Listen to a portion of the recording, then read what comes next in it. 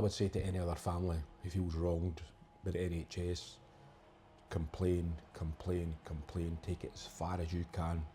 This government needs to listen, and the more people that come forward can only improve things. Yeah, I would agree with that. I think, you know, if you've had a bad experience, contact your MP, your councillors. You need to tell people what's going on. The Scottish Government need to address this. It's just nice to meet another family who's been through similar circumstances to ourselves. Nice to talk about things, share things, get their feedback and get some help and where to go and who to speak to, and just to get their perspective on things. So it's been really nice to meet Allison today.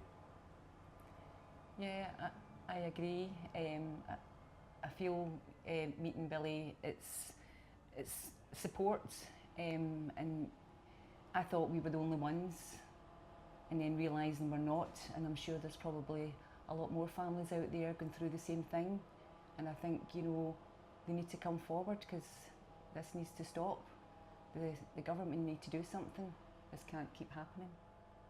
This government needs to seriously make changes in the NHS. I mean, the NHS as it is no fit for the 21st century, and continue putting sticking plasters on it to cover things up is not working. They need to put their hands up and say, look, the NHS is on its knees, we need to revamp it totally, and the government need to make changes to this NHS. For me, I think the call handling needs to change. When Brian phoned up looking for help, gasping for breath, the questions they were asking him, you know, were ridiculous, and getting him to spell his name out when he couldn't even speak properly. And you know, if somebody's on their own, if they can't send an ambulance out, you know, they should maybe ask, can we contact a member of family or a neighbour?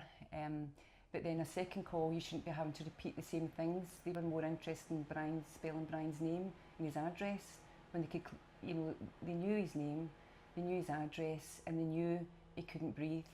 So Brian was left to die by himself, struggling for breath and terrified, and that needs to change. And Brian's never called for an ambulance before, but because he didn't have lung problems, which I think was one of the questions that stopped him from getting an ambulance, because he said, no, I don't have lung problems, even though he couldn't breathe.